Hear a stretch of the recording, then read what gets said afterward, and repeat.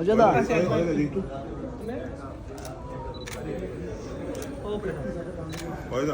আচ্ছা, এই যে এরা মানে একটু চিনতে সদ্য জার্মানি থেকে ফিলারমোনিক ছেড়ে এসেছে, এখন ঘুরেছে। না একদম না একদম পুরো সাহেব লাগছে।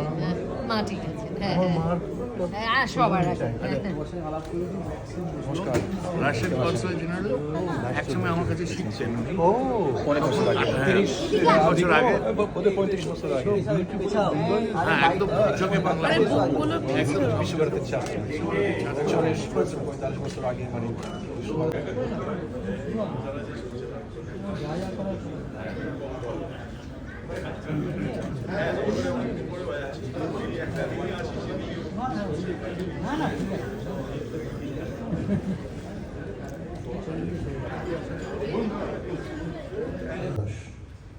তাকে সামনে থেকে বহুবার দেখেছি, তার কাছে শিখেছি, তার আদর্শে চলবার চেষ্টা করেছি এবং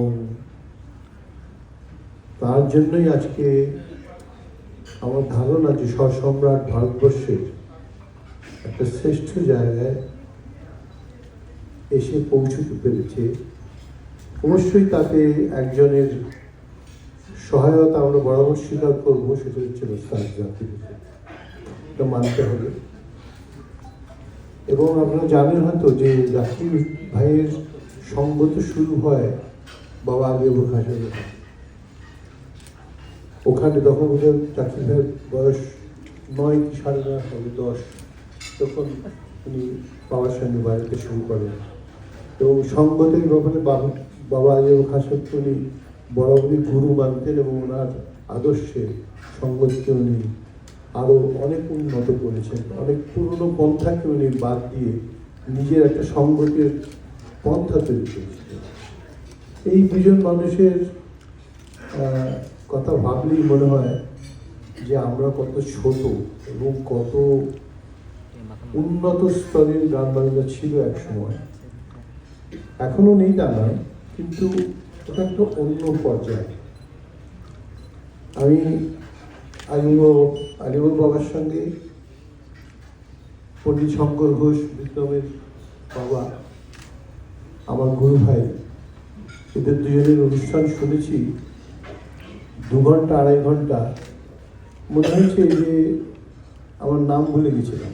প্রথম যখন শুনি শঙ্করদার সঙ্গে বাবার প্রোগ্রাম, তখন মহাজাতি সদনে সত্যি সত্যি বেরিয়ে মনে হচ্ছিল কোন দিকে যাবো, ডান দিক না বাঁ দিক, সেরকম একটা সময় আমরা দেখেছি।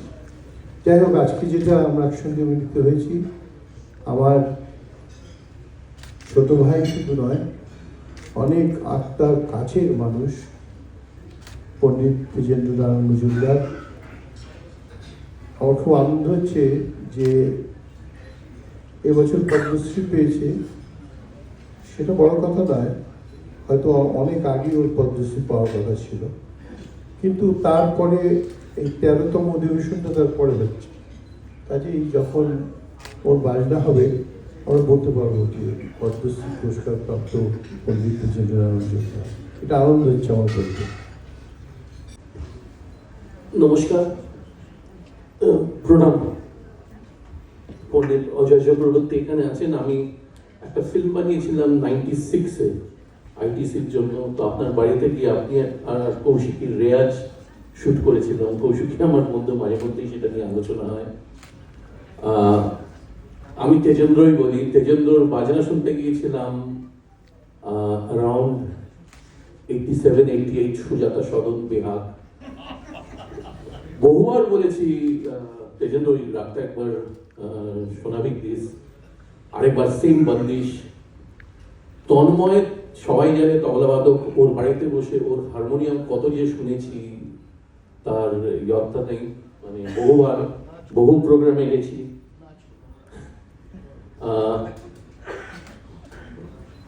পিট্টু, আমি একটু শরৎ বাজাবার চেষ্টা করেছিলাম, একদম গলায় সুর নেই, পারতাম না, খুব কষ্ট হতো, কিন্তু আমার প্রাপ্তি আমি বলছি 1 মিনিট সময় নেব। বহুবার তরফের তার বেঁধে দিয়েছিল। আমার আগের ছবির মিউজিক ডিরেক্টর পণ্ডিত বিক্রম ঘোষ, আমরা অনেকটা সময় কাটিয়েছি, প্রায় 2 বছর একটা ছবির মিউজিক করার জন্য, কিন্তু আমি সমৃদ্ধ হয়েছি ইন্ডিয়ান ক্লাসিক্যাল মিউজিক, যেটা হচ্ছে সোল অফ ইন্ডিয়া, আর আমাদের জীবনেরও প্রাণ ভোমরা। আমার প্রচুর বন্ধু বান্ধব, তন্ময়েরও কমন বন্ধু, তারা ডাক্তার, তারা বলে one apple a day keep doctors away. বিশ্বাস করুন, আমি নিজে এই ওষুধটা প্রয়োগ করে দেখেছি। One raga a day keep all worries, all mental crisis away. আমি যে ছবি করতে পারি সব থেকে পিওর ফর্ম অফ আর্ট, সেটা হচ্ছে ক্লাসিক্যাল মিউজিক। সেই মিউজিক শুনলে পরে একটা বেহাগ শুনে একটা প্রেমের ছবি করার ইচ্ছে হয়েছিল, অন্তহীন। একটা রাগ যে মানুষকে কিভাবে উদ্বুদ্ধ করতে পারে, কিভাবে ইন্সপায়ার করতে পারে, এবং আমরা ছেলেবেলায় এমনি করে তাকিয়ে থাকতাম। আমি কোনোদিন কোনো অভিনেতার সই নিইনি যখন বাচ্চা ছিলাম। আমি গিয়ে জাকির হুসেনের কাছে গিয়ে বলছিলাম, মুস্তাজি সাইন কর দিজিয়ে না। হ্যাঁ, তো প্রত্যেকটা প্রোগ্রাম চুরি করে দেখতাম। তখন পয়সা ছিল না, গেট দিয়ে ঢুকে যেতাম। কেউ বাজনা বাজাতে যাচ্ছে, তার তবলা নিয়ে ভেতরে ঢুকে যাচ্ছি। প্রত্যেকটা ঘরোয়া প্রোগ্রামে গান বাজনা শুনতে যেতাম।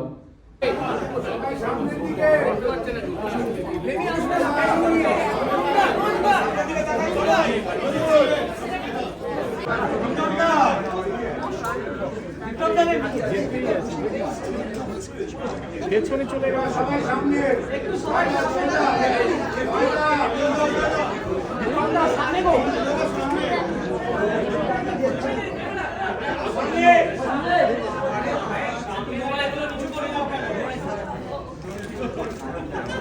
এবার একটু বাঁদিকে, একটু বাঁদিকে দেখেন না, একটু বাঁদিকে।